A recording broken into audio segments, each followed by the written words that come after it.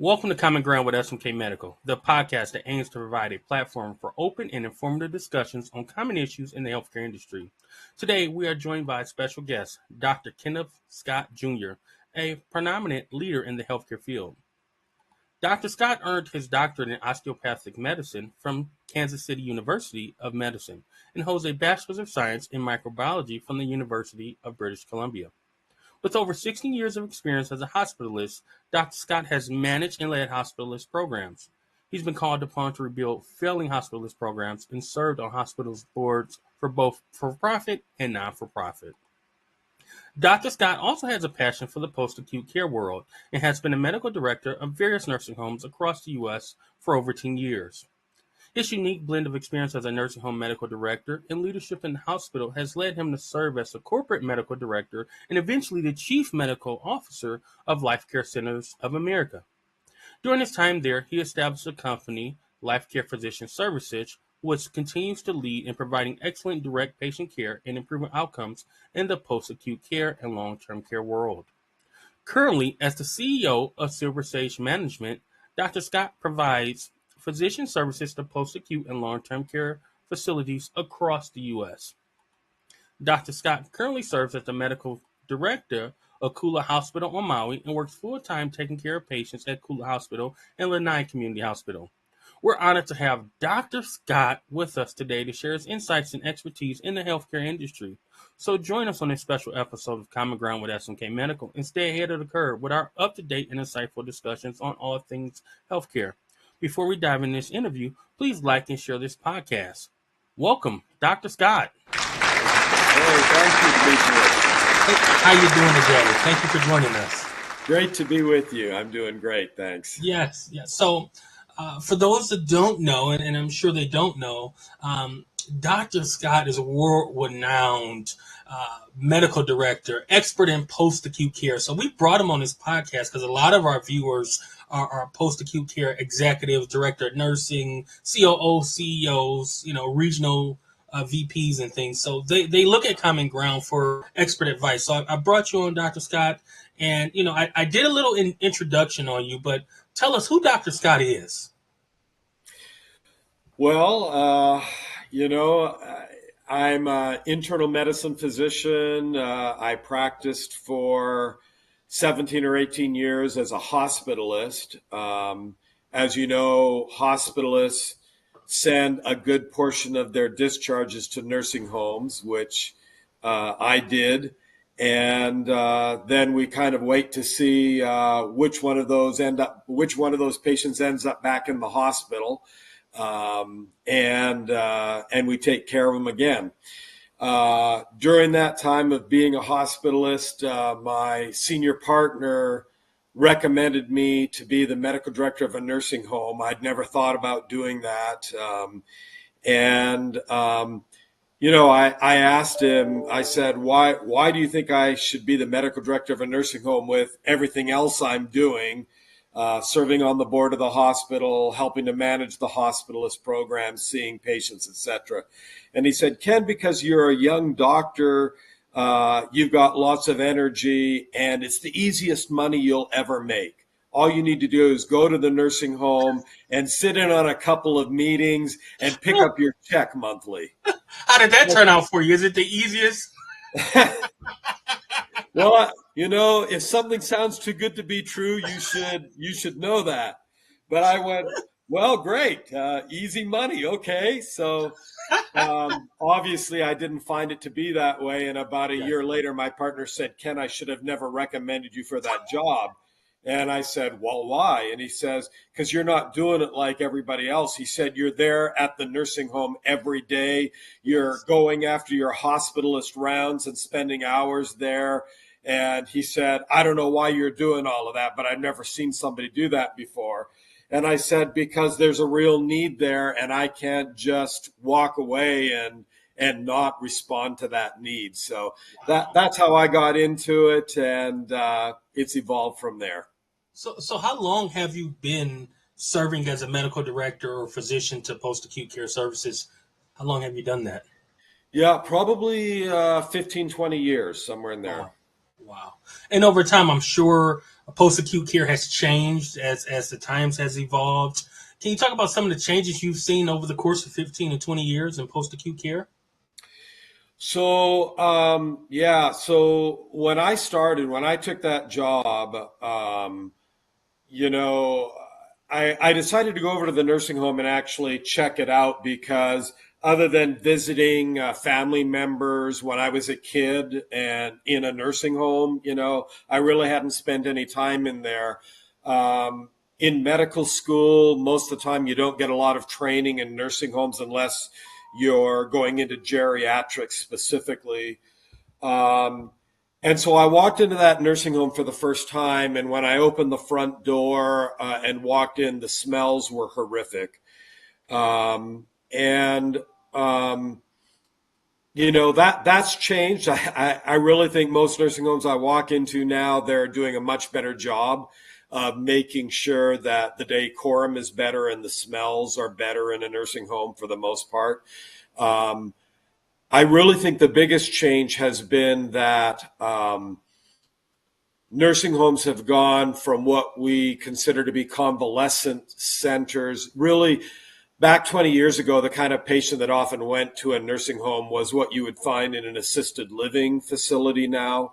And in reality, the transformation has been that nursing homes really are heading towards freestanding med-surg wards. Yes. The complexity of the patients, the needs of those patients. And it's created quite a challenge, I think, for the nursing home industry. Yes. And speaks to the need for physicians to be present in a nursing home because of how sick those patients are. I think it's important, and I want to share a little bit of how we met. So a lot of my viewers know I am from Detroit, Michigan, and I relocated to Hawaii roughly about 2 years ago. And I came into a facility as a clinical consultant to a hospital. And then roughly about 3 months in, I was shifted over into the chief administrative officer seat where we kind of got to partner over post-acute care services. And I saw the difference in how you led as a medical director. You'd physically come in as exactly as you're stating and hold your physicians to that same standard. Do you believe that you see better patient outcomes when your physicians are actually rounding on the patients and doing that true follow-up? Absolutely. And really, what drove me to it is I realized that as a hospitalist, it was really like a mill. I would see an elderly patient, I would stabilize their congestive heart failure, send them to the nursing home, and then wait for them to come back in worse congestive heart failure and stabilize them again and send them back, that kind of a thing. And I realized that, if physicians were actually paying attention to patients in the nursing home setting, we could actually reduce the amount of times a patient was sent back to the hospital. And of course, back then, not long after that, the papers started coming out of the high rehospitalization rates. 21 to 33% of skilled patients to a nursing home were returning to the hospital in 30 days or less. And I thought, we could really impact that if we were paying attention to them. And it's hard to ask nurses that are working in a nursing home where they're taking care of 20 some patients per nurse to see the subtle signs of somebody that's getting sick from, their congestive heart failure is worsening. And when you finally see it, it's too late. That patient has to go back to the hospital. I think what's interesting is you get it. I was an LP in a skilled facility, then I got my RN, and what you just indicated is it's a challenge, right? For a nurse, whether you're LP and RN, I don't see a difference for me personally. It's hard for you to sit here and say you need to monitor those subtle signs when you have 20 to 30 other patients. Don't Absolutely. let it be midnight and you have 40 to 50 patients. And we wonder why our RTHs are so high. So as a physician, you play a vital role in RTHs. You play a vital role in really charting the course to reduce those RTHs. And I know when we partnered together, our RTHs were very low. for other medical directors out there and other DONs that may be looking at this podcast, do you have any strategies that you kind of suggest to help reduce that readmission rate? Anything that you'd suggest? Well, I think the most important thing is having a full-time physician in your building, and everybody gasps when I say Yeah. that. Who can afford a full-time doc? How does a doc make it work? Most facilities are about 120 beds, and maybe 30 of those patients are skilled, and the rest are long-term care. So there is a cost that goes into it, but in reality, those costs are offset in multiple ways. Number one, I can tell you that for the last 5 years, including COVID, the years of COVID, with full-time doctors in the buildings that my company was serving with our model, our return to hospital out of all of those facilities rate was between 3 and 6%. And I don't know of any other Wow. buildings that Wow. have that low of return.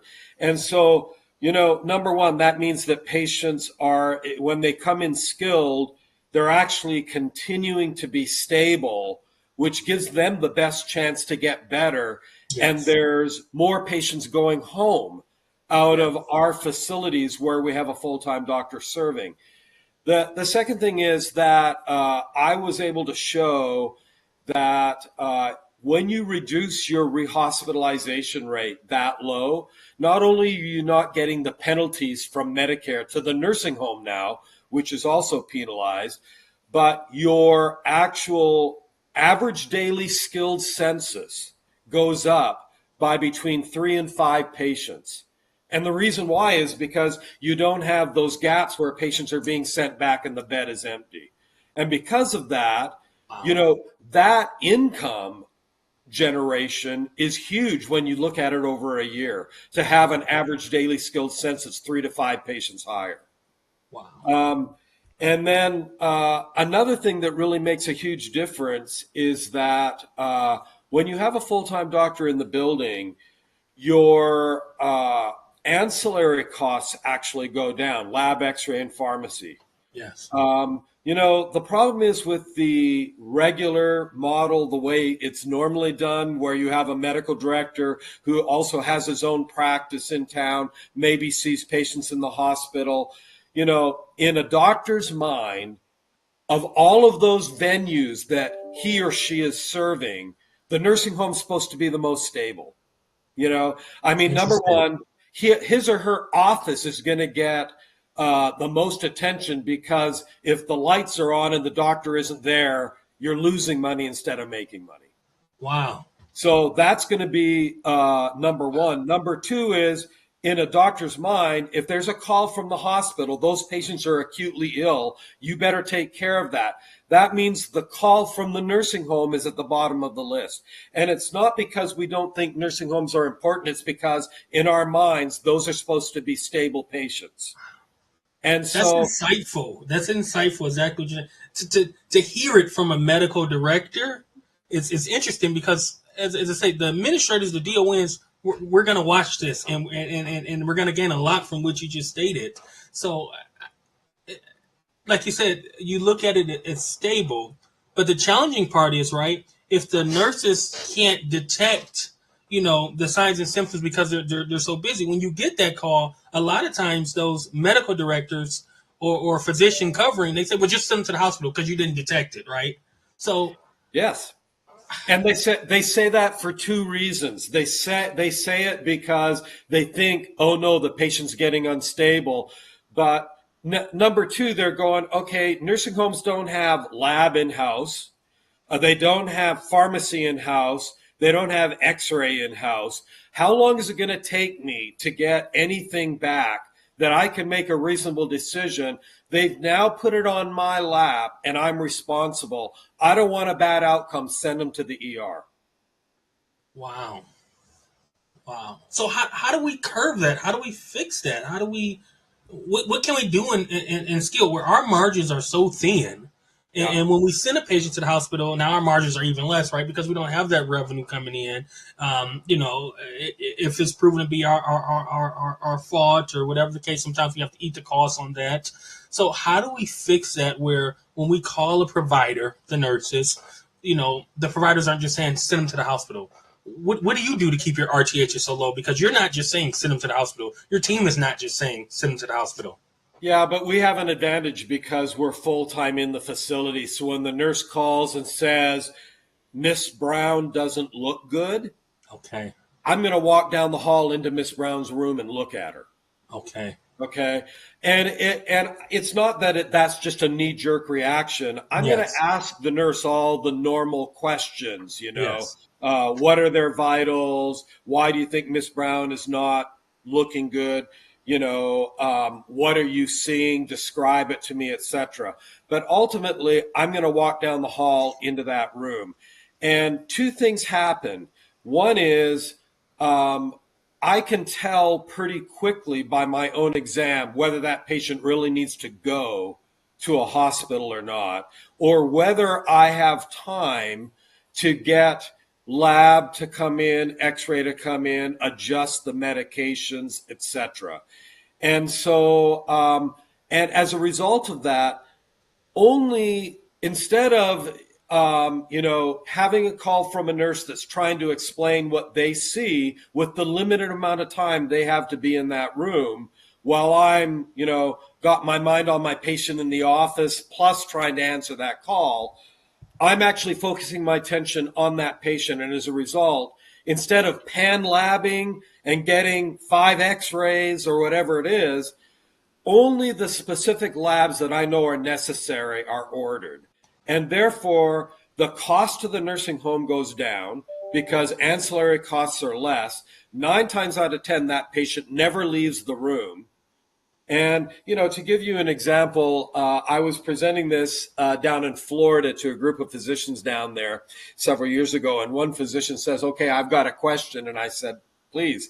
And he goes, so what you're saying is when I'm in the nursing home, that if the nurse comes up to me and says, hey, your patient in room 318 doesn't look good, you expect me to go into that room right then and see that patient, even though that's not the patient I'm there to see.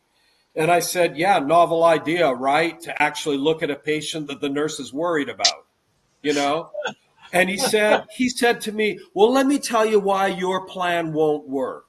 And I said, please tell me why. And he goes, because when that happens and I go into that room and see the patient and I find the patient to be in congestive heart failure and I say, put an IV in that patient, give them 20 or 40 milligrams of Lasix IV push, and I give a bunch of orders, I can see that nurse becoming visibly uncomfortable with that. She's got 30 other patients to take care of.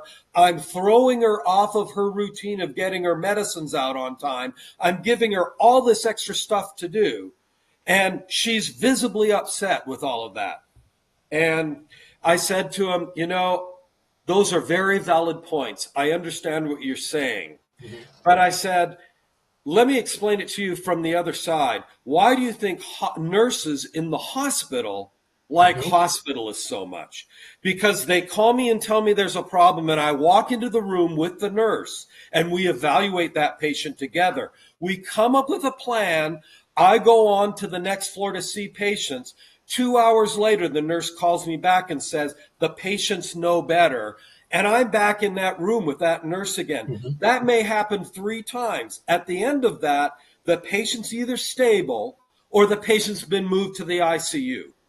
And I said, the nurse is happy with that response and getting care for the patient. I said, the reason the nurse was visibly upset with everything you're saying in the nursing home is she knows the moment you walk out of that room, you're also going to walk out of the nursing home. You're going to be back to your office or back to the hospital. And 2 hours later, when that patient's no better, she's going to be calling you and calling you and calling you, waiting for a response. And most of the time, she's going to call the ambulance before she hears from you because the patient's so short of breath. That is why she's visibly upset, not because you've asked her to do things to take care of her patient. Wow. Profound. And for the audience, this is Dr. Scott, award-renowned medical director, has been featured in magazines, has done speaking engagements, and you're hearing it first from a medical director, a certified medical director, not just a regular medical director, for what it's worth. So, Dr. Scott, I hinted around about that certification, but how does that certification impact your decision, impact your care that you deliver, and what is your thoughts on becoming a certified medical director? So if I go back to the beginning, when I took that first job, let me give you a bit more detail. I walked into that nursing home. I smelled all these bad smells. I went, what on earth? Instead of going and meeting the administrator, I literally started walking down halls, and I saw beds unkempt, patients uncared for, etc. And so I decided that I needed to take this job because this nursing home, these residents needed my help. And of course, I had no idea what I was getting into. No idea whatsoever, because I'd never done this before.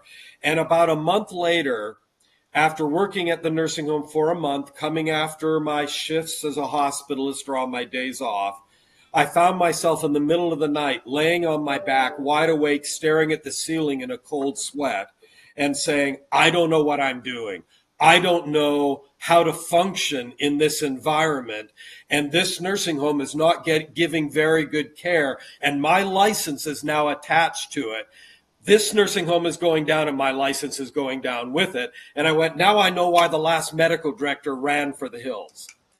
And so with that in mind, I decided I had two choices: do what the last medical director did or step in even more so. And that's when I decided I would show up every day, even if there wasn't a patient on my list that needed to be seen based on a 30, 60, 90-day eval or an annual eval, etc.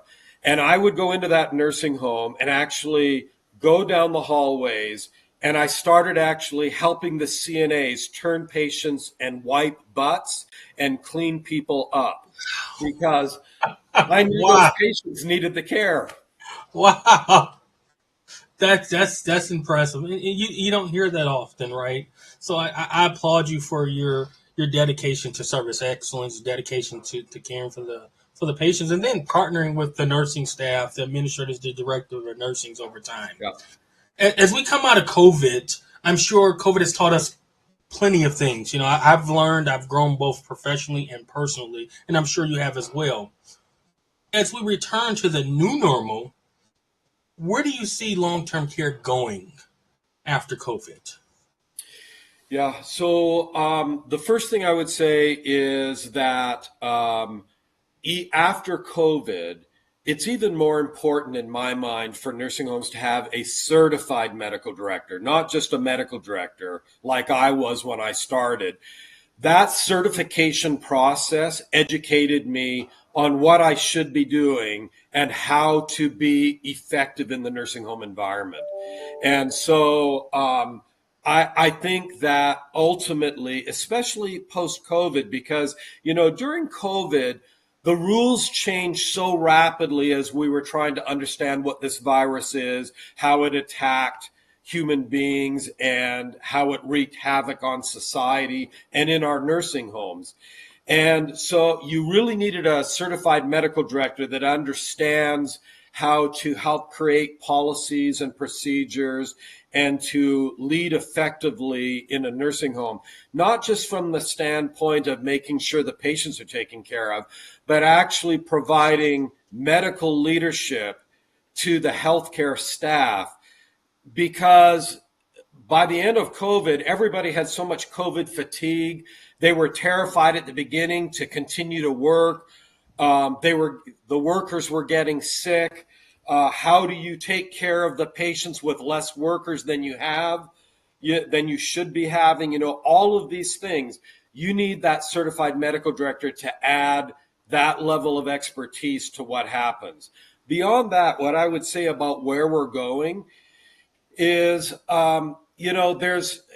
there's this, in a way, we're kind of in a crisis mode still in the nursing home industry, because, um, families began to distrust nursing homes during COVID, not only because their loved ones were dying, but they didn't understand this thing of being locked down. Yeah. The pictures were horrifying of seeing Yeah. families waving at their parents through the window, not being able to come in. Yeah. I prepared my nursing home for the fact, I understand we have to lock it down, but we all need to understand that the longer we're locked down, the more down the road. We may save our patients' lives from COVID by locking down, but they're going to start to wither away and die long term. Yes. Because the only thing that keeps elderly people going is that connection to their families and friends, and we're taking that away. Yes. And we're seeing that now. I'm seeing patients, the amount of depression at the end of COVID, the lack of will in my geriatric patients to continue living. It's all coming to fruition now. So, you need that certified medical director for that. But beyond that, we now have this crisis in not even having enough nurses to keep our nursing homes full. And now that the federal government is going to hand down nursing mandates, levels of nurses needed in nursing homes, it's going to even become harder to completely staff your nursing home. There are lots of thoughts out there in the think tank that maybe we don't need nursing homes anymore. We can do it better with home health, take patients home, all these things. The first thing I would say is that there's a think tank to that, but it's never going to come to fruition. And I can tell you from personal experience as well as just common sense, and that is, we are living longer. Our population is living longer, except for the fact that we had the first downturn in that statistic post-COVID. Life expectancy in America is actually shorter now post-COVID than it was before because of the death rate. Wow. So for the first time, the life expectancy in America is shorter. But having said that, we are going to continue because of the advancements in medical science to allow patients to live longer and longer with chronic illness. And I just went through this with my dad, who died in the middle of COVID at the age of 93. My wife is an RN. Between her and me, we took care of him at home. But I will tell you that if it wasn't for our expertise, we could have never accomplished that. And the level of mental and physical fatigue that we had by the time he passed away, I can't hardly even describe, because I was still working full time and so was she. Wow. And even with getting caregivers in, we were absolutely exhausted. And so there's always going to be a need for the nursing home, because these patients, these chronically ill, chronic multiple comorbidity patients, need some place to get expert care. Having said that, where the nursing home is going is towards more and more towards a freestanding med-surg ward. We have to come to reality that that's where we're heading. The easy patients are not going to be in the nursing home. The complicated ones are going to be there. And we have to find ways to better meet the needs of those patients and provide that quality of care at that level for those patients in the setting that we have. And I don't think that means bringing lab, x-ray, and pharmacy in-house, because then we're a hospital. Yes. And we have all the costs of the hospital. The reason Medicare wants us is because we're so much less than having those multiple comorbid patients in a hospital bed. So we have to find a way to meet those patients' needs better than we are now, knowing they're going to get even sicker. Wow. It's interesting where you say we're going, and I've seen that as an administrator and as a nurse. Patients can go home. There's home care that they can go home to. They're coming to our skilled facility because we offer skilled services that they can't do at home. We're providing complex wound care, maybe TPN, which can be done at home, but maybe you don't have the family or the dexterity in the hands to do that. Major surgeries, not just knees and hips anymore. We're talking about traction and things like that. That's why they're coming to our facility. So as we start to accept these sicker patients, what role do you see technology playing in how we provide that care for our patients? Well, that's a really difficult but a very good question. One of the answers that's being put out there a lot is telemedicine as a technology that helps. I think that there's a lot of good things about telemedicine that could be added to post-acute and long-term care. But there's some things that telemedicine is not going to be good at. And having said that, let me tell you that all of technology has aspects that are good and bad. Just like every medication that we come up with has good aspects to it and has adverse side effects that don't work with some people. And so we have to, no matter how much we put technology into the picture, we always have to keep the human element front and center in our thinking. And the reason I say that is because telemedicine, when you look at the millennials and the younger people, they understand it and they really like it. But the geriatric patients that are coming to nursing homes, many of them didn't even really use a computer. The highest technology they used was a machine in the kitchen or their television set. And yes, we are getting geriatric patients now that are very computer literate. I'm not saying that. But the problem is, as we age, the human factor becomes so important, and having just technology there and getting away from that human factor, we're going to have the same outcome we did by isolating patients because of COVID. We will actually shorten their lifespan because what they really need is that human touch, that human connection, which is so vital to all of us, even all of us that live on Facebook, and that's how we have our human connection. We know that there is a lot of depression and psychiatric issues out there because of these kind of things. So I'm not discounting technology. I think that it has a vital role. I really think that as nursing homes, many of them are rural. I think having telemedicine and technology there to be able to even connect with subspecialists are very important.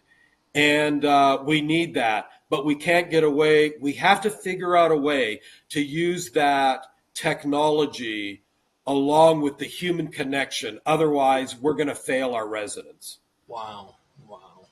I think it's important that, like you said, we try to incorporate as much, me with the younger generation, try to incorporate as much as we can of technology, especially with the invention of AI or the push now of AI that's greatly helping nursing homes and hospitals all around. And, without diving too much into AI or technology, I would say I am a fan. One of my masters is in informatics. So that's, all things EMR, technology, AI.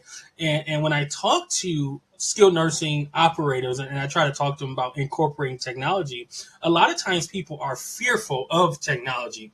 And what I have to remind people is, and for example, AI, people are afraid of AI. Well, what is it going to do? And I say, well, AI, we've already been using it. And I have to break it down in a way that people understand. We in informatics, we call it a CDU, a clinical decision unit.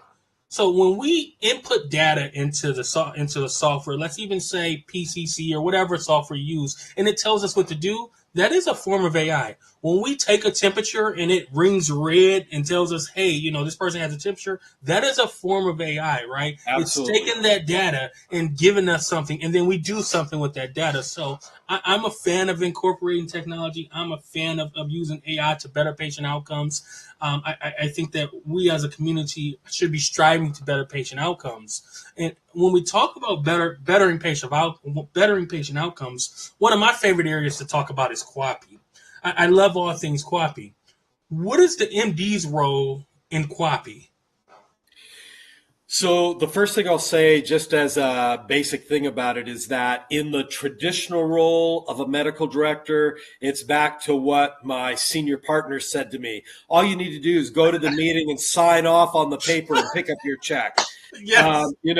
And if you're dealing with QAPI in that aspect, you're not getting a good feel for, you're getting a bunch of data Yeah. given to you that the nursing home or your infection control officer or whoever is putting together, and it may be good data points, but it's really hard to interpret that data. And from the standpoint of adding a meaningful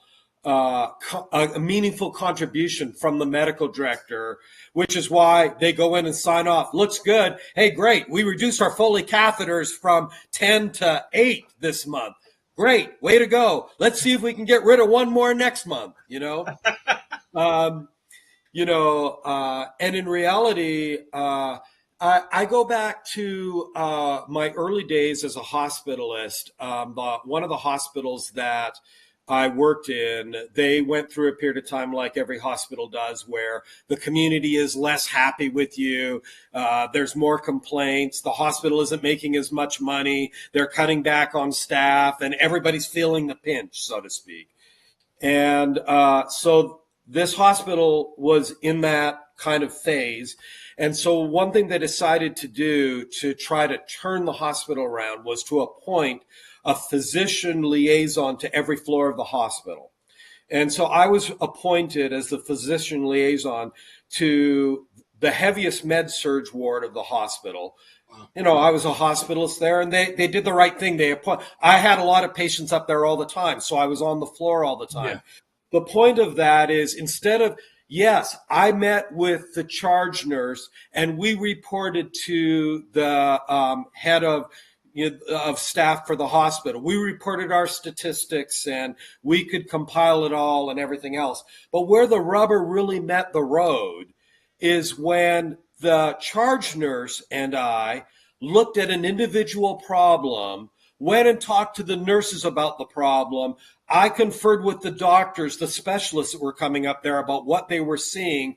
I saw the problems in real time because I was there, and I was talking to the patients that were experiencing those issues. The data points are really important to have. And I think again, back to the AI thing, there's much more we could do if, we're really just getting nursing homes to the point where they're becoming more electronic. So many of the nursing homes I'm in are still hybrid. They're half paper and half computer.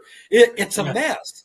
We really need to be completely on computerized. And one thing that I think would aid a lot that I've not been able to solve yet is the ability within the computer system to actually correlate health outcomes over a broad spectrum, not just one nursing home, because that shows you how healthcare individuals in that nursing home are responding to a given health condition. But what about if you could look at nursing homes across the United States with patients that were there with congestive heart failure and an EF of 25% or less? That's a really complicated patient that lands in a nursing home, and see what the outcomes are across the board and what the differences are, and look at, and then you have something to work with where you could actually say, hey, this is best practice in the nursing home setting. And frankly, most of the research that has been done in healthcare today has not been on geriatric patients that are over the age of 75. And that's what we're taking care of in the nursing home most of the time. And we need the research. Our nursing homes are wonderful places to be able to do that, but we don't even have the AI or the computer technology in there well enough, or even linked up well enough to be able to correlate that kind of data. Wow. It's such a refreshing conversation to be able to speak candid with a medical director and share this with the viewers. As we get ready to draw close, What piece of information would you like to share with the long-term care community, whether it's medical directors, administrators, directors of nursing? What would be your last statement to them about long-term care? I guess my last statement would be to say that I would challenge the post-acute and long-term care community to find new and better ways to engage your medical director and to question how well your medical director is acting as part of your team in your nursing home and how well your medical director knows your staff. And an example would be, I have the privilege of the facility that I'm in full time, of being there every day. I'm full time in that facility. During COVID, I walked into the rehab gym one morning and didn't recognize one face other than the director of the rehab department.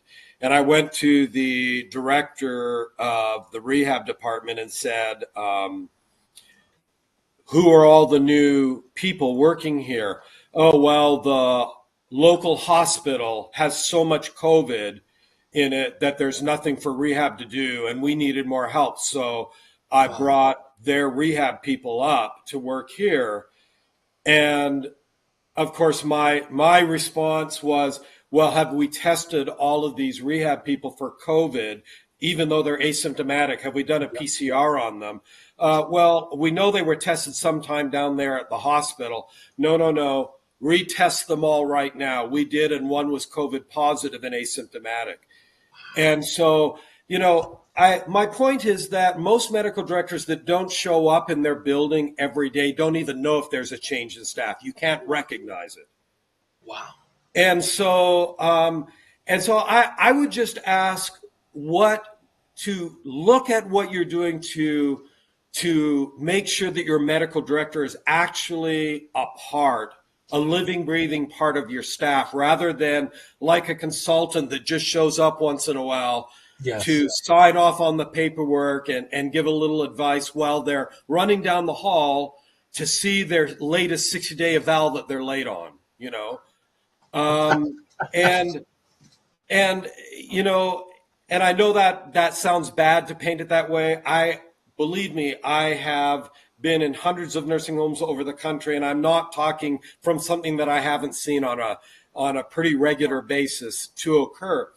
And then the other thing that I would say is that if you can look at figuring out how to get your medical director more involved, then the second question is, how are you utilizing that medical director to become a better facility? Because in reality, nursing homes historically, to begin with, they didn't even have to have a medical director. And then when they started to receive Medicare funding, Medicare said, you have to have a medical director of record to ensure quality of oversight of your facility if you're going to get Medicare funding. So then medical directors started to happen. But it's really been hard to see it evolve much past that. And in reality, your medical director is a wonderful resource. And if the medical director doesn't want to do that because they're too busy elsewhere, you've got the wrong medical director. Because that medical director is key to helping you become a better facility. Wow. Dr. Scott, I thank you for taking time out of your day to chat with me and come on common ground with SMK Medical.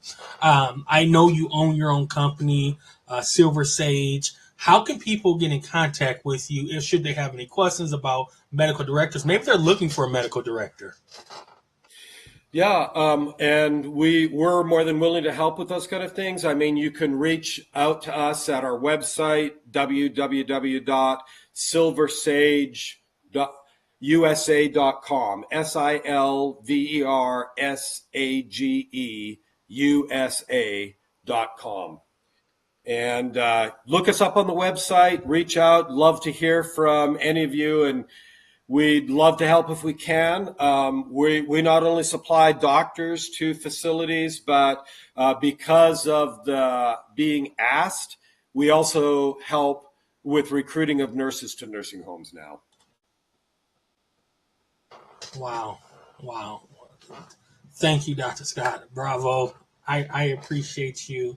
I appreciate what you have done for the long-term care community, and just the knowledge that you've shared with everybody on this podcast. I think it's going to be valuable for administrators, DONs, medical directors, internal medicine doctors, discharge planners, everyone to view this podcast and get some insight to what it's like to be a medical director and the thoughts of your the thoughts of the role. So I just thank you. And I thank everyone for joining us on Common Ground with SMK Medical. We hope that our discussion with Dr. Scott provided valuable insights into the industry's pressing issues. We'll continue to strive to create a safe space for meaningful conversations on healthcare, and we look forward to bringing you the more information and engaging episodes. Stay informed, stay engaged, and stay tuned to Common Ground with SMK Medical. If you've enjoyed this episode, please like and subscribe to our social media pages. You can follow us on YouTube and at LinkedIn at SMK Medical, and you can follow me at Your Healthcare Consultant on Instagram and TikTok for more healthcare-related content. Thank you again for watching. Thank you, Demetrius.